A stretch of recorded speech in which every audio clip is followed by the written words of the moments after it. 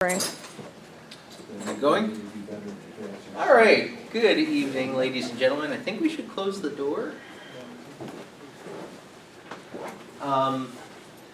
So, you may or may not know that March 20, no, leave the lights up. Yeah, that's fine. March 2019 is the 50th anniversary of the Warren Astronomical Society Paper. So, Dale and I, as the people who have probably spent the most time reading WASPs alive today, thought that we would share some of the things that we've discovered. So Dale not only is our current WASP editor, but he also scanned something like 500 issues of the WASP. Feels like it. For our website. So you can go through 50 years of the WASP with only a few missing issues here and there on our website. So you might wonder why you would do that, and we're going to give you some reasons. So this is one of my favorite covers of the WASP from a time when Frank McCullough left town. So we kind of adapted this for the title slide. All right. Well, Dale, would you like to talk about the... So, Frank McCullough... I'm not getting anything here. It reminds me of what's going on. Oh, sorry.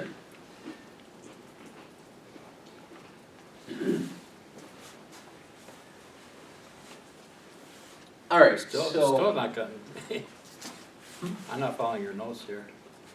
Okay. So basically, for the first 10 years of the WASP, it was put together. The ringleader was Frank McCullough, who's down in the corner here. At the time, he was a teenager, and he worked with a group of his friends to put out the WASP each month in the early years. And it became more and more a part of the club, and you can see the production values went somewhat better and better till we got to a point where it maybe got a little too good. So in the beginning, Frank McCullough, Gene Francis, Dave Thieme, and Martin Butley actually were cranking this out, literally cranking this out on a ditto machine. Yeah. In those early days, you can see they were putting it together on typewriters.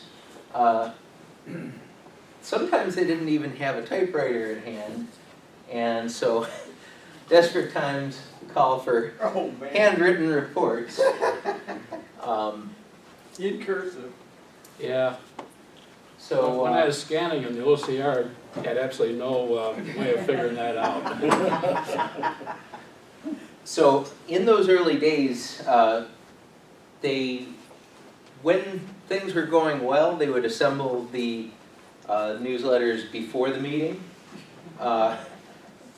After a very few number of years, they got to the point where they were sort of putting the newsletters together literally right before the meeting. So people would be bringing in piles of their photo or their dittoed articles, and someone would bring in the cover, someone would bring in this article, and they would pile them all together, collate them, and staple them. And it was like a 3 to 5 person job to do that before each meeting. And assembly parties right before the meeting.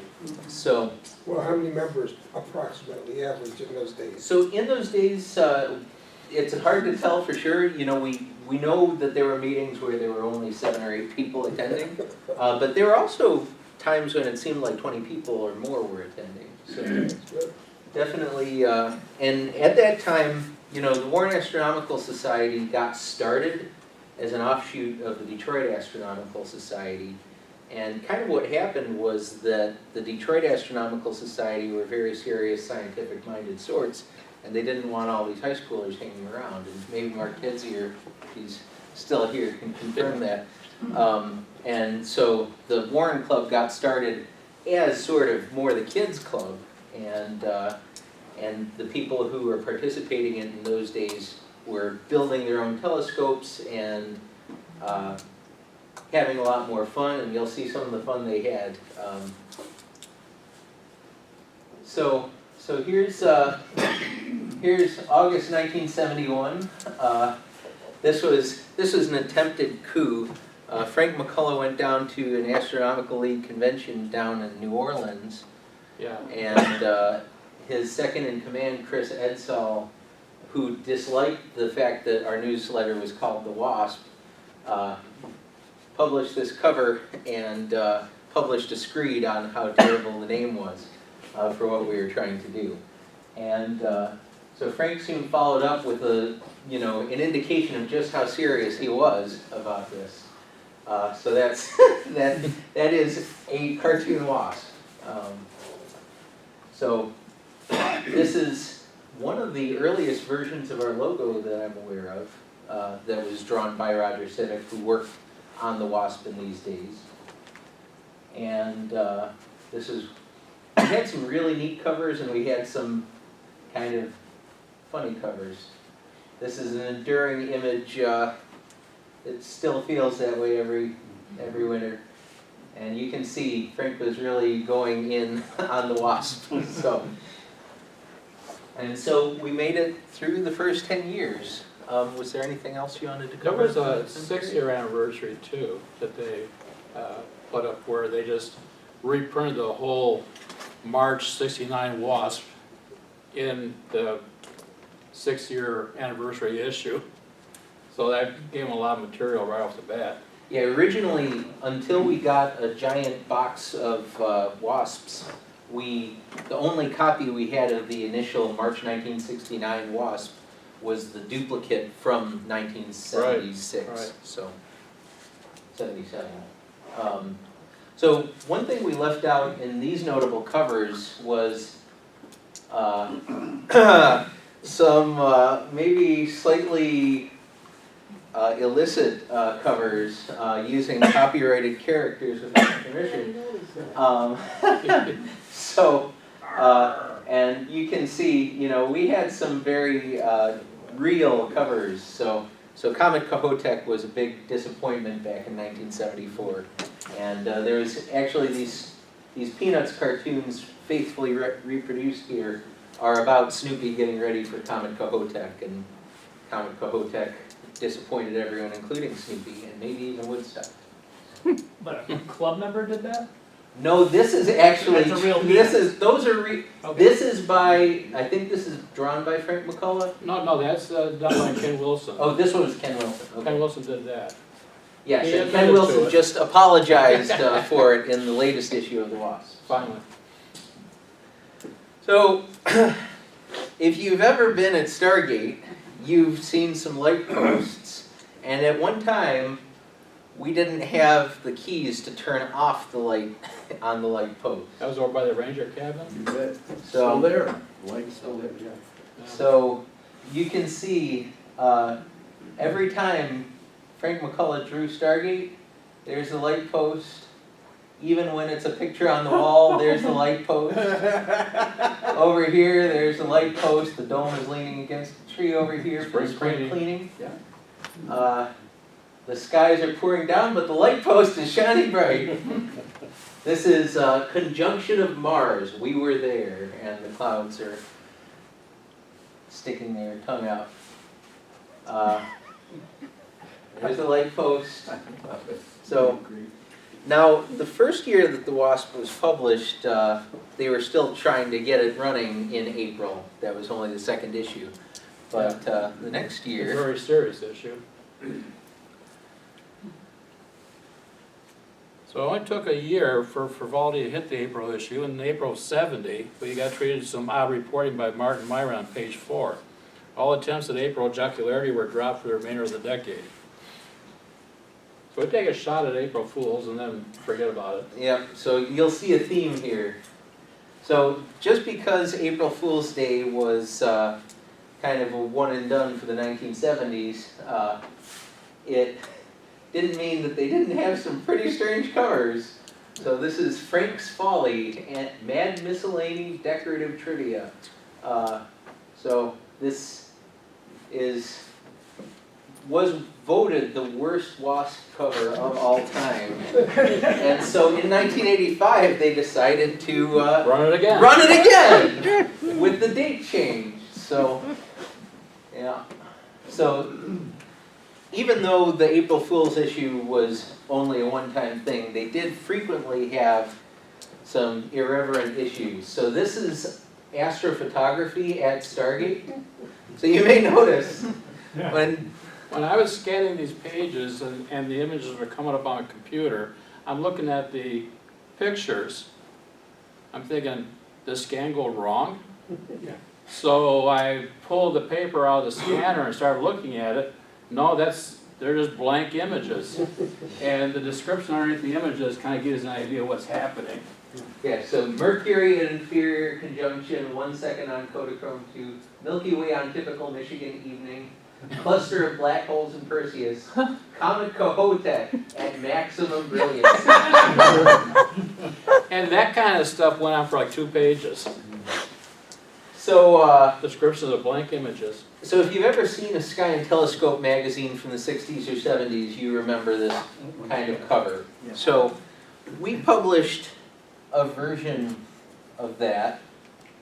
So I think the idea of Sky and Periscope was that there was so much moisture in the air that you needed a periscope to look over it rather than a telescope. So, The caption underneath the picture, the real fine print underneath the picture there reads, "Unruly mob who did not get their Warren Astronomical Society publication." so they've got a copy of the WASP here, and only one person has the copy. No one else got their copy that month. They look very perturbed. So here are the leading stories from this issue. This week's theory of the formation of the universe by Roger Civic. Do falling stars have a redshift by Doug Bach. Calculating sidereal time with the new Persia abacus by Jerry Persia. Will Edmund Scientific run out of stock if we do not have another war by Don Nissan. Polaris is a deep sky object, a 10-mile road by David Harrington. Gleanings for ATMs, a curved raunchy strip for making half-wave mirrors look like 1/28th wave mirrors by Lou Fates. How to make a Schmidt F/03 camera from an old sealed beam headlight by Larry Kalinowski. Messier album, some excellent photographs of M40 by Pete Quintus. So for those of you who don't know, M40 is a double star that doesn't belong in the Messier catalog at all. And editorial, should Frank McCullough be impeached for making public his slideshow tape? So, even in the early WASP issues, we tended to have running,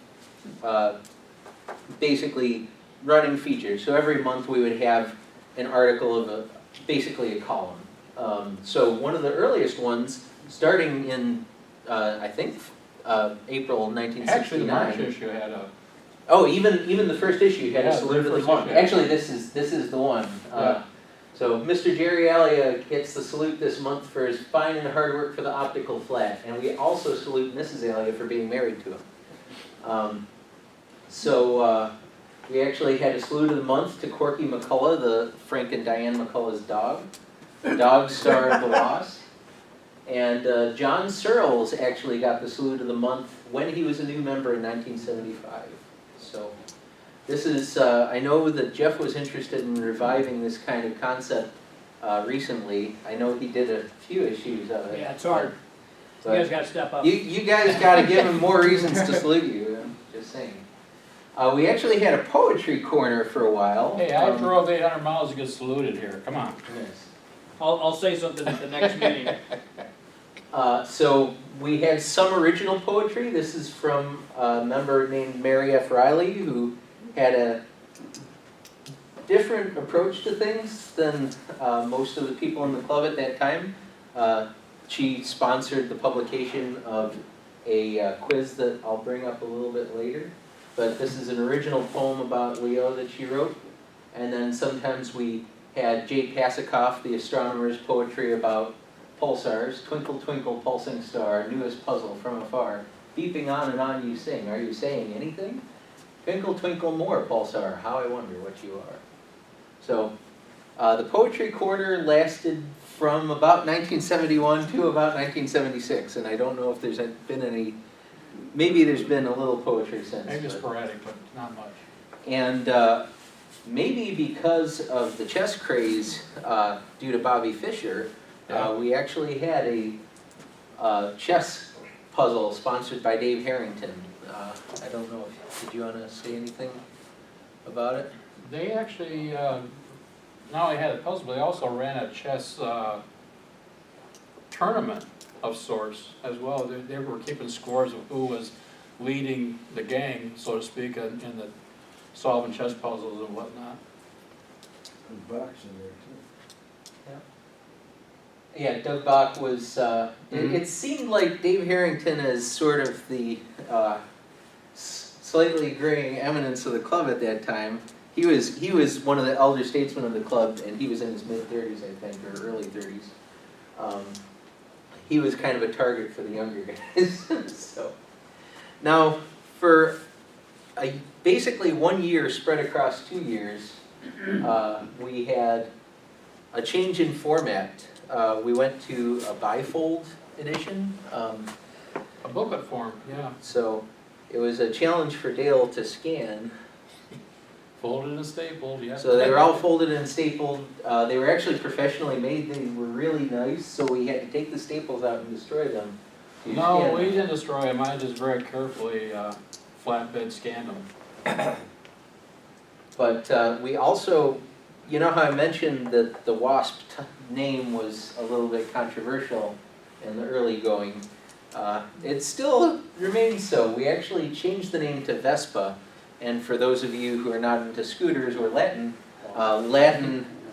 Vespa is the Latin word for WASP. So they were afraid that people would think that the magazine was called the White Anglo-Saxon Protestant, I guess. That's what my dad thought, and I told him. But, so, which, you know, I don't think very many people in the club are those things. That's more of a Northeast thing, so. But we were the Vespa for 1 year, from, I think it was January 77 to January 78. And in July of 77, we went back to the full page, because I think we didn't want to spend money on these professionally made bifolds anymore. And then we went back to being the WASP, and everything continued as it was before. Yep. So we got into the second decade. So we had Bob Wilson, Tim Skonechny, Doug Bach here, and Frank McCullough actually returned as editor. I didn't have photos of many of them, and so we'll look at some of those. Actually, I think I fast forwarded that. There we go. So here are some of the. You can see that Frank McCullough's drawing skills have notably improved since the early days. And some of those are actually photocopied. So these were some of the first computer-created issues as well. You can see that some of them were printed on early printers. So this is the space shuttle era. Everyone was excited about the new rockets, so we went from having the Geminis and the Atlases and Redstones and Saturns to having the space shuttle here. So For all Members- us, apparently. members actually did attend the first space shuttle launch. This is the launch of the Columbia by Frank McCullough. This is a really nice hand drawing of Stargate as it was then, And before the it shed. appeared on a lot of covers. We had gotten the newspaper, so we dutifully reproduced the cover of the newspaper. And then we had this very creepy baby and very creepy father-ish time. So, ringing in the new year.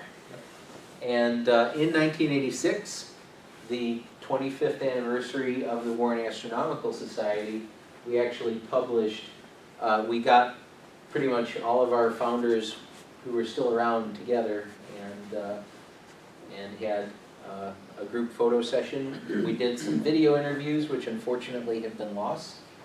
All we have is a still frame from an interview with Clarence Trott. So, but yeah. And then we published a 25th anniversary history of the club with interviews and lots of other interesting stuff, and that's on the website as well, So, April Fool again. another decade, another April Fool's issue. Okay, this one's featuring the secret invention by Bruce A. Johnston and Lou F. Lurpa. Which is April Which, here's Fool. spelled backwards as April Fool, okay. The April Fool around again gets dropped for a very, very long time. What was that? Do you remember what that article was about? The secret invention? Oh, I think it was something to do with a method for looking through clouds. yeah. So some of our members moved to Arizona and to Rick and Dolores Hill. So to celebrate their move to clearer skies, we ran this article from the Tucson Citizen in honor of their move there. So, yeah, definitely, thankfully that's not been a problem in Stargate, But it still is in Arizona. but it still is in Arizona. So Ken Kelly was one of our early computerized editors. And he actually took over for almost 5 years. He was the editor, and he moved out to Nevada in 1995-ish. So Jeff Bondano, you'll see a lot of. He was the editor in 1989 and 1990. Down was there too. And so we are still missing, thankfully, from what's his name? Kim Dyer's Kim Dyer's sister donated something like 27 boxes. 27 boxes. It was like 5 carloads of stuff. But we're still going from through. his house that we're still going through, and those contained almost all of the late 80s and 90s issues that we have. So we had basically given up on recovering any of those, and we've actually been able to fill in most of those. So here are some notable covers. We are going for much more of a newsworthy look. So things got a little bit heated. We have the book. In the 1980s, in '88, a local astronomer, Member of the club. well, I don't know if you could call him an astronomer. You may notice there's something funny about this telescope. It's pointed down, and it still has the lens cap on. Michael Cyrick was an amateur cosmologist, and what he was really interested in was how wrong all of the professional astronomers were about the universe. He didn't So- change either, he was my uncle. Okay. So he actually published this book, and our editor Ken Kelly read it, and he managed to write an article disputing it. And so Michael Cyrick wrote in a letter to the editor disputing the dispute, and this continued in this vein for some time. And as a result of the discussion, we actually, I don't know if the cosmology group had actually been going by that time, but it seems to have gone into overdrive at that point. So Michael Cyrick was hosting them, a lot of people were attending them, and the cosmology group and the computer group sort of ran alongside each other for a number of years. And those groups eventually over time merged into our current discussion group. So they were both similar discussion groups.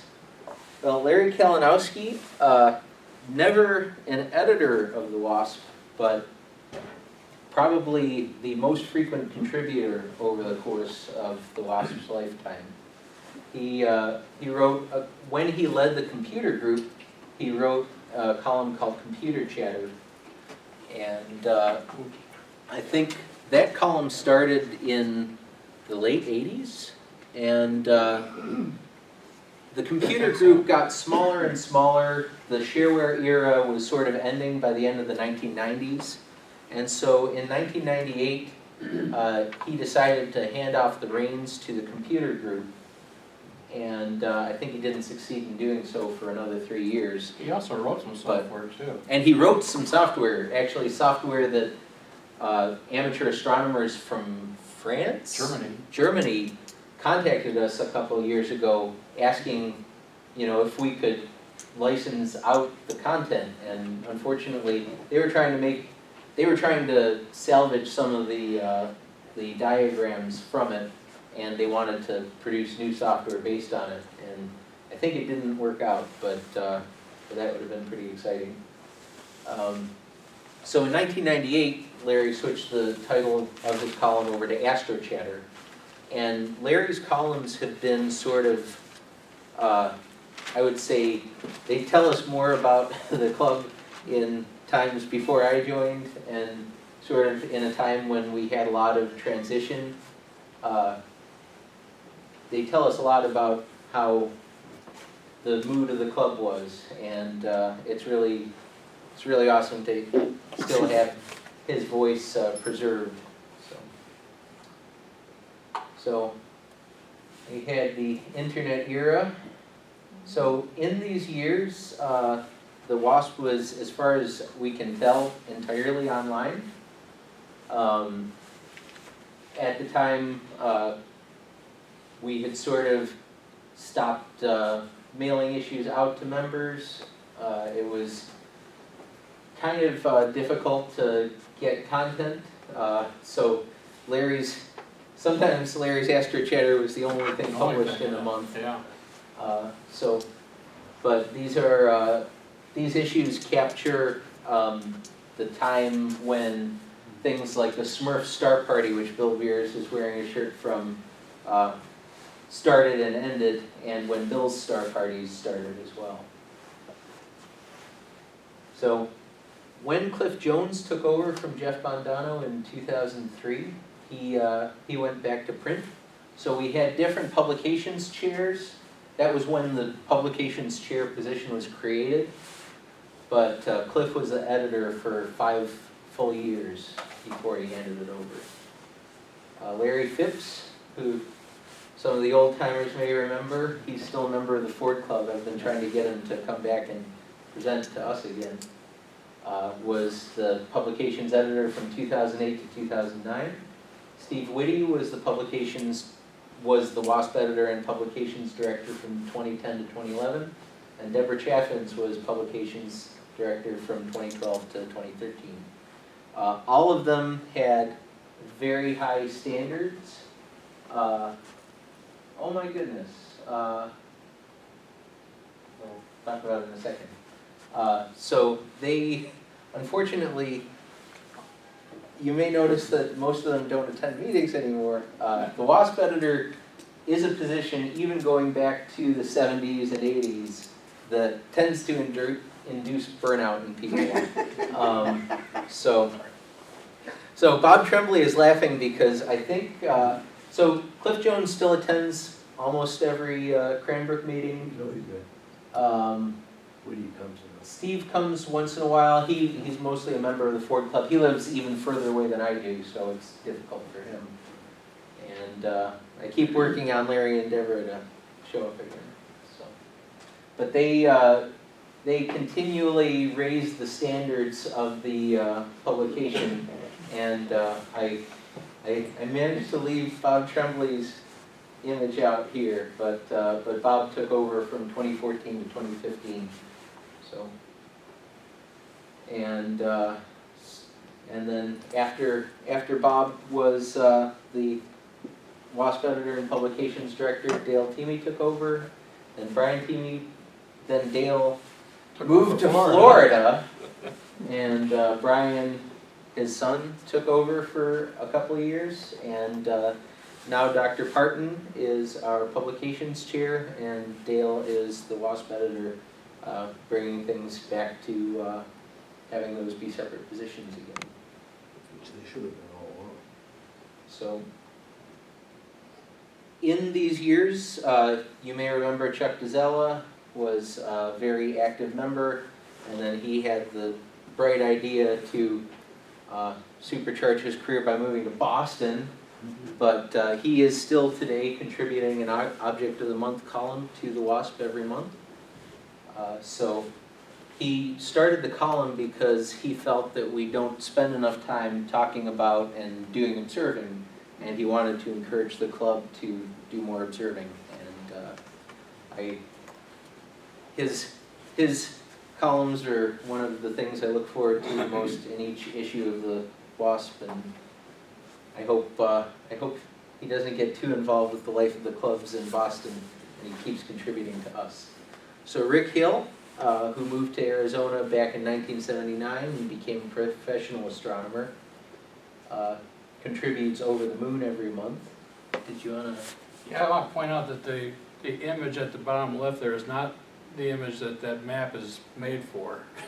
Yes, I was. The original image was pretty poor quality because it was lifted off of Facebook. What happened was Rick Hill is active on Facebook, and he posts his images to the lunar observing group on a regular basis, and I kind of noticed that, and I said, wait, hold on a second, he's writing an awful lot about what he's got in the image there. We have a instant article, and he had been doing this several times a month, so a lot of articles are appearing, you know. So I contacted him. I says, do you mind if I use your articles in Facebook in the lunar group as a regular column in the WASP? And he says, I'd be happy for you to do that. So I started looking at articles, and Rick says, well, the images in Facebook are not a very high quality, you know, product there, because Facebook does all kinds of compression issues. So he then put me on his mailing list, so now I get his comments and the pictures emailed me directly, and we have much better quality in the images that we're posting on WASP now. I also want to point out that Rick, as a employee, as a scientist for the Catalina Sky Survey, is responsible for most of the asteroids that are named after WASP members, and indeed the asteroid that's named after our club, the asteroid Warren Astro. So. Yeah, he sent me a list of everybody that he's put in and gotten certification for, so that's going to be showing in future WASP as well. So one of the most relevant columns in the WASP of today is Dale's history column. So as he's been scanning them in, he's been looking back in time to interesting issues. So every month you can see 2 or 3 issues that are relevant to the current issue, or having an anniversary, or just interesting. So this is the first box of WASPs that I got from. These were the ones. Well, these are the ones that we actually had in our club library. So when our club library moved from Macomb, when we used to meet in a classroom and we had a locked library, to Cranbrook, these were the ones that moved over. And so rather than put them in the library at Cranbrook, we decided to undertake the scanning to try to figure out what we had and what we could do with them. So one of the most enjoyable recent features that we've had that petered out about 4 years ago when the guy got elected to the board and it went to his head was Jeff McLeod's monthly cartoon. So it's been a while since we've had these, but I ran out of material. I very much doubt that. So, for the 2010s, so I think the April Fool's bug, as far as we can tell, skipped the 1990s and 2000s. Yep. But April 1 coincided with the Cranbrook meeting. April 1 of 2013 occurred on the Cranbrook meeting night. So our editor at the time got this idea in her head that all the officers should make a goofy report for my part, I created a totally fictitious issue of the WASP, as you see, April April 1st, 1st, 1968, totally preceding the actual run of the WASP, and it's my the Impossible Astronaut issue.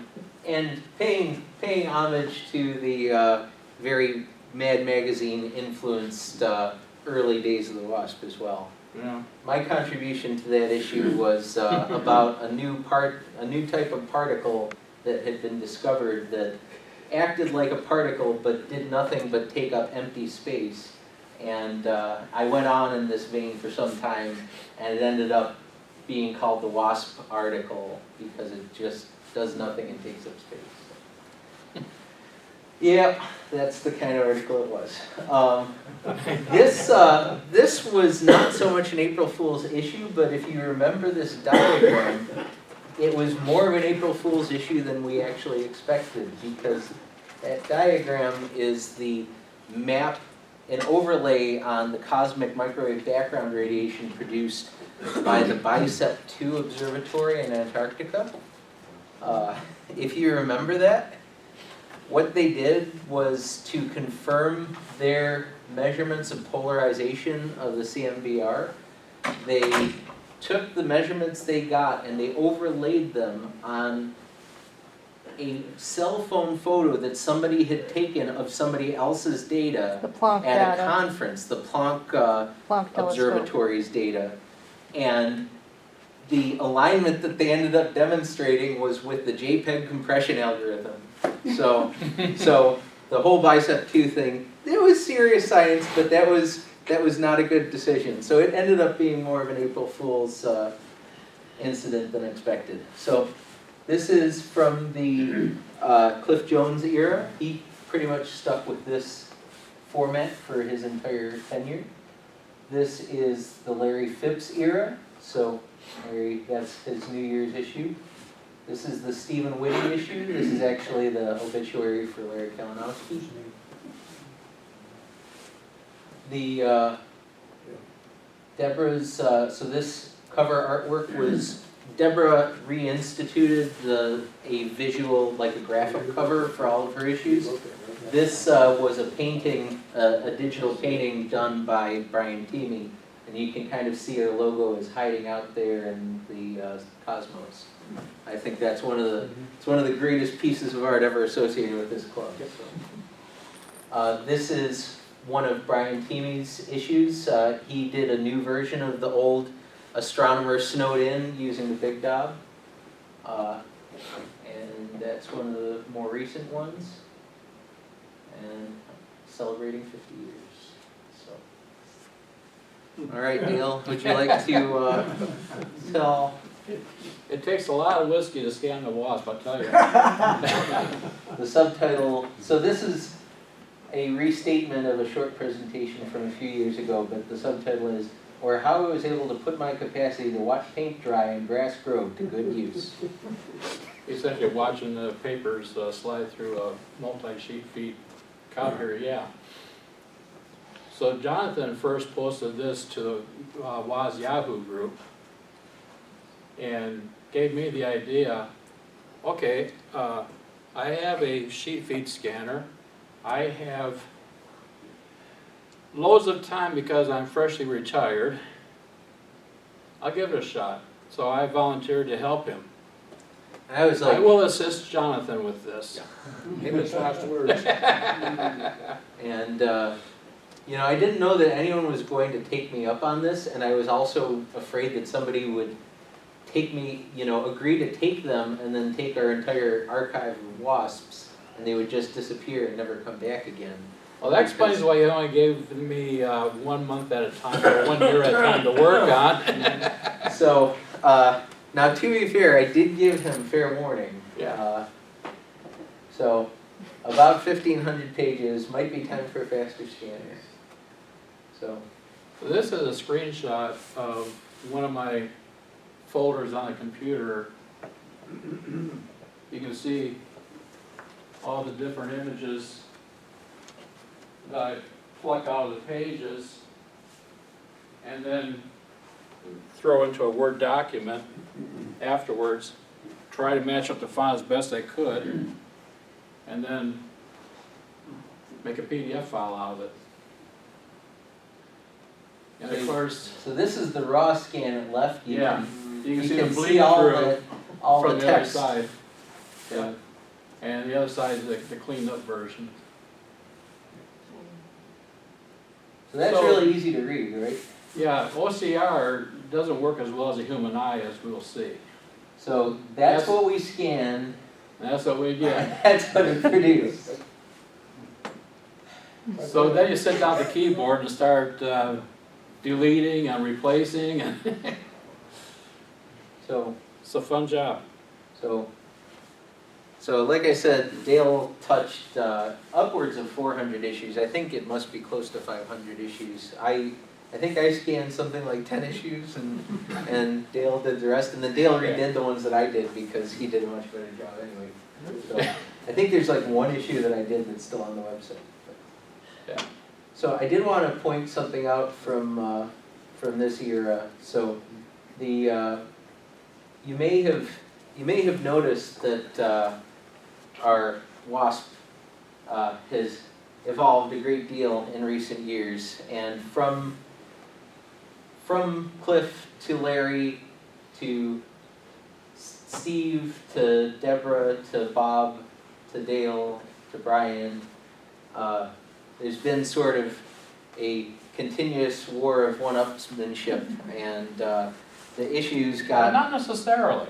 Well, okay, maybe one of those is not like the others, but generally, the general drift was in that direction. Yeah. And I do have to recognize Bob Tremblay as being the absolute champion of content in the WASPs. He was actually publishing 40 pages, 35 plus pages of content every month, and I went completely overboard.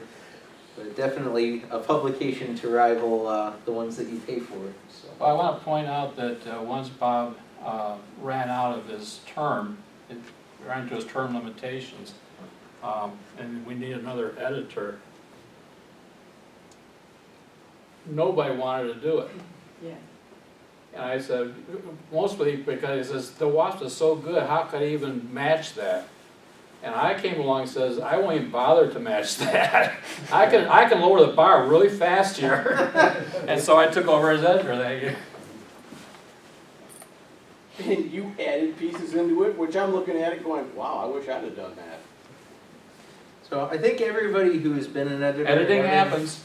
Everyone who's been an editor and everyone who's contributed to the WASP has made it a really entertaining publication. So in our next 50 years, I'm seriously looking at publishing this on, like publishing our archives maybe 5 years at a time on Amazon as like an Amazon Kindle thing. Obviously we'll have to go through and remove more of the copyright infringing stuff, but I think it would be neat just to have it scanned and indexed. But I do want to point out, if you ever want to search for stuff that's in our club's history, all you have to do is go to Google and say cite warrenastro.org and search for whatever you want, and you can pull up, when people are talking about black holes, when people start talking about pulsars, what kind of presentations were happening back then. We'll see some examples of that later. So what is the WASP good for? It's really one of the reasons that we have a pretty strong identity as a club is that we can actually get a feeling for what the club was like in previous incarnations. And with a lot of clubs, it's not like that.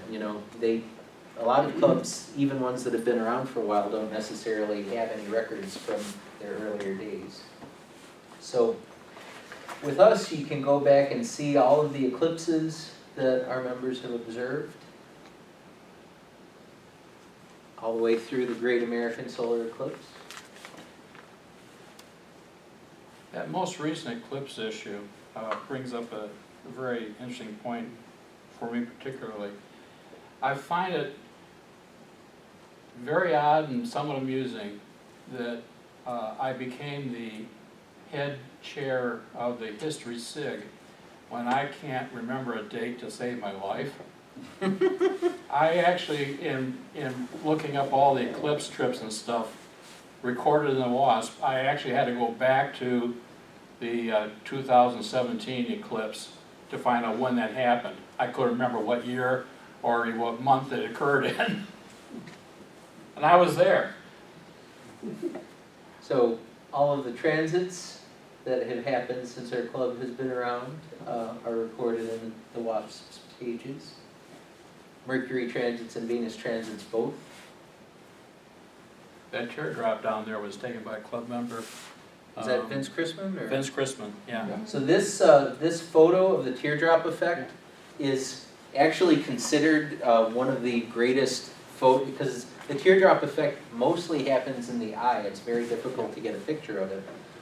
So this photo taken by a WASP member, published in the WASP, actually appears in textbooks as what the teardrop effect looks like. So, because transits of Venus are really hard to come by, and you don't get that many opportunities to see that happen. So we record star parties and expeditions. When we had the Astronomical League Great Lakes Regional Conventions in 1971 at Oakland and July 1982 at Cranbrook. And actually we found out from that issue that the Astronomical League itself was founded at Cranbrook Institute of Science back in the days of McMath. So that's pretty cool, right? Yeah. The Astronomical Convention in 1974 that we hosted in East Lansing. We co-hosted that one, I think. I think we co-hosted with the Kalamazoo. Kalamazoo group, Yeah.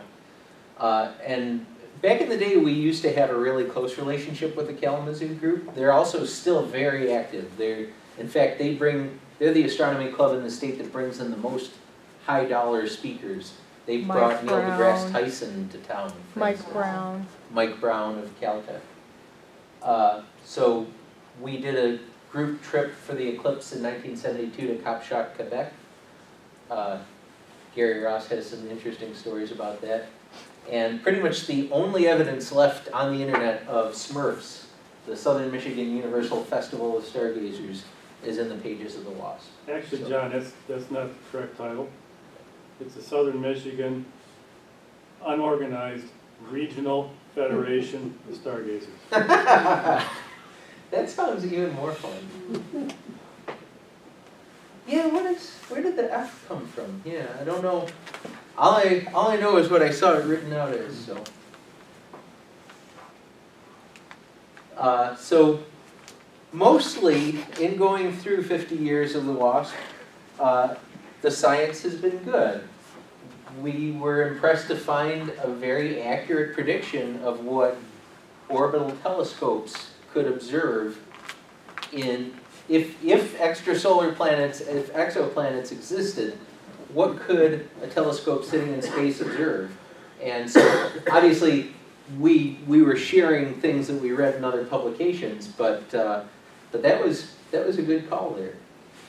And then we had things about the Big Bang not being true, which probably not so good. And then I mentioned that there was a quiz. In 1971, we had the Are You a Witch or a Warlock quiz.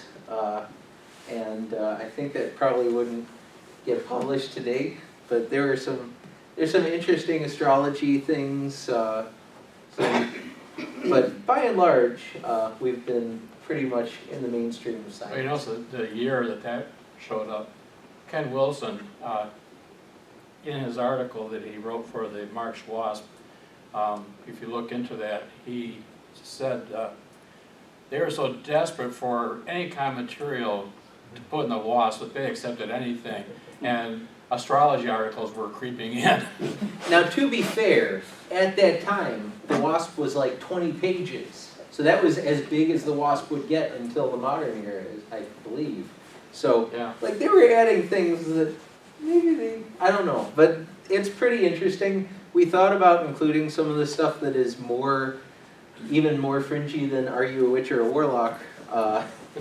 But I don't know. I think we've made the right decisions on what to include and what not to include. 7 Uh, minutes.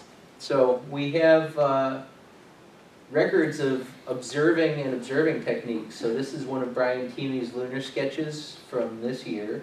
This is Jeff Bondano's visual representation of M31, which is super useful, right? Like when you're looking at M31 through a telescope, sometimes it's hard to know what you should see.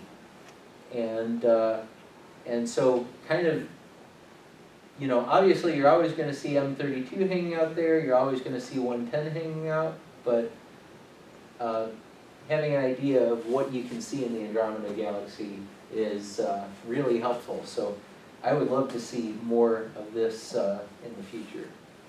And then there's an article on how to observe successfully in the winter by Ten Skonieczny back from 1971. So a lot of this stuff, even if it's from 50 years ago, is still very relevant today. And we had some records of the bad stuff too. So we had events rained out over and over and over again. This is from 1984, things for an amateur astronomer to do when the skies are overcast and or it is raining. Oh, you poor, poor thing. You live in Michigan and it's raining again for the umpteenth time. Members, especially in the 80s, members moving out west, one after the other, after the other, after the other. The rate has slowed down so much, although people are moving to the south. You know, there are some marital splits. We had some husband and wife teams that were very close and both participating in the club, and when they broke up, you know, it's pretty sad to see. We had our board quit in 1989. At least half the board quit. Marty Coombs became our emergency president and saved the club then. Our board quit in 2001 as a result of the same person doing the same things, who has shuffled off this mortal coil. Fortunately. But he scared our president into quitting, and Marty Coombs again became the emergency president and saved the club a second time. And then in the year that I've been involved, we actually got dissolved by the state of Michigan. So there, you know, a lot of these things you kind of have to read between the lines in some of these issues, but you know, the past is there if you choose to see it. This big chunk here is just one of my favorites. It's about how the 1966 Leonids, the sky was on fire, people couldn't believe their eyes, they thought the world was ending, and then it ends with this, there is no joy in Mudville thing. Unfortunately, on the night of November 16th through 17th, 1966, in the winter wonderland, it rained.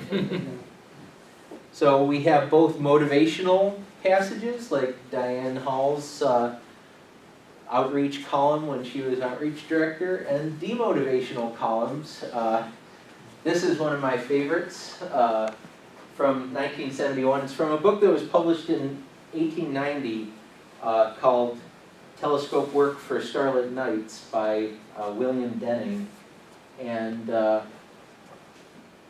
it's an extremely detailed description of why you should never spend any time doing astronomy outreach.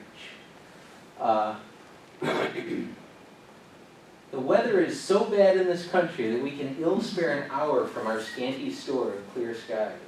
Is it therefore desirable to satisfy the idle curiosity of people who have no deep-seated regard for astronomy and will certainly never exhibit their professed interest in any substantial manner? Assuredly not. So I always think of that when I'm spending too much time doing outreach. I need to spend more time on myself. Gary Ross is like, he's circling around the WAS. So he only joined in 2011, and he shows up in 1971, in 1975, and 1976, in 2000, 2007, and then he gets an asteroid named after him. So he was just, even though he didn't join until, I think he only officially joined in 2010 or something.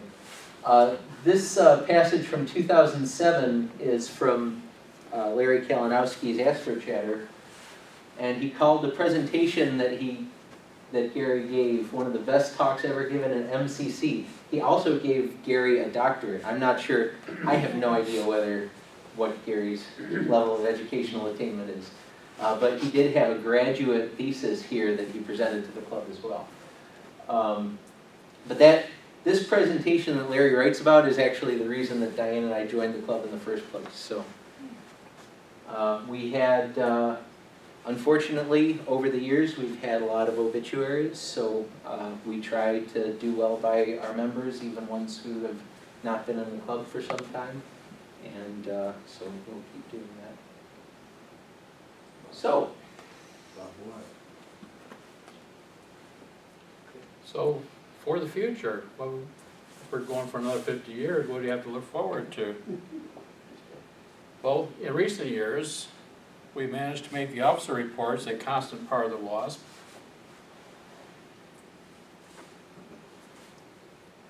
And this practice needs to be maintained with future boards as well. I think it's very important because it does keep a historical continuity going in the WASP when the officer report keeps showing up, letting everybody know what's happening in our organization.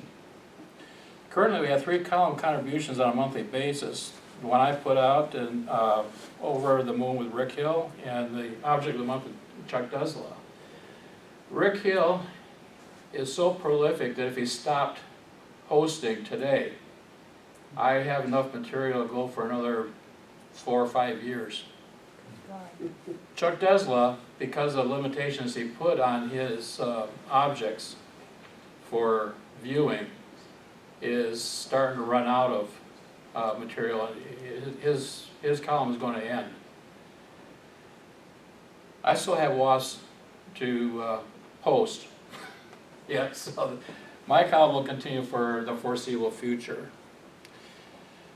And we can always use more. If anybody wants to run a column, you know, the universe is pretty big. There's a lot to write about, and you can make a column on anything, last for a fairly long time. And you don't have to have a long-running column. You don't have to outdo Larry Kalinowski. If you ran a column for, say, half a year, that'd be fine, you know. So anybody who wants to run a column of any kind of a series, just make a short series even, would be nice. One of the ideas I've had was that many of our presenters do PowerPoint, such as we're doing tonight. And if you want to make an article out of your PowerPoint after you present something, it's fodder for the WASP. So we got that.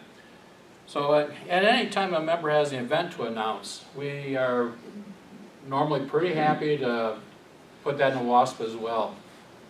Just give us enough time to get it in a timely manner. Announcing the Ford Club in the current month was a little iffy because the WASP came out, was published the day after they closed the early bird sign up. So timing is everything. So if you have any questions, here he is. and here's our sources. Yes, sir, Bill. I noticed like the first 4 pages when you start your presentation, the very first WASP with our logo on it, the telescope is backwards. I noticed that too. Any reason for that you guys know? Nobody has ever said Not why that I they know switched of. it around. So, Roger Civic actually drew our logo. I don't They know, had maybe- they had a contest for that, and he won the contest. So Yeah. obviously he changed it for some reason. It's the very Might first one decided that- facing right was a better look, you know. Maybe. Yeah. So one thing I did want to point out that I didn't get to, so Chris Edsel is a very frequent thorn in the side of Frank McCullough in early issues. Yeah. And he is actually the guy who named Stargate Observatory. So he I think he moved out west. I thought you said it was when we moved to England. Did he move to? I couldn't tell if that was serious or not. Oh. But sometimes it's hard to tell. For that photo, you passed it. of the backwards logo. It was in your notable covers.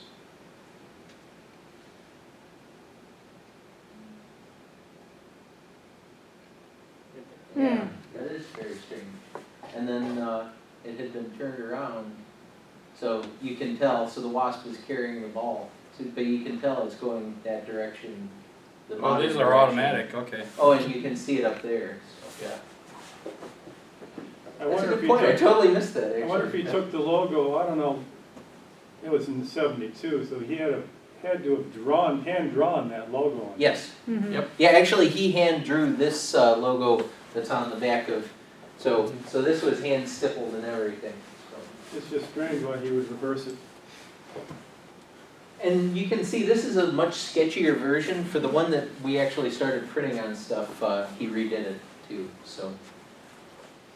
All right, any other questions? Yes, sir, Jose. Jose,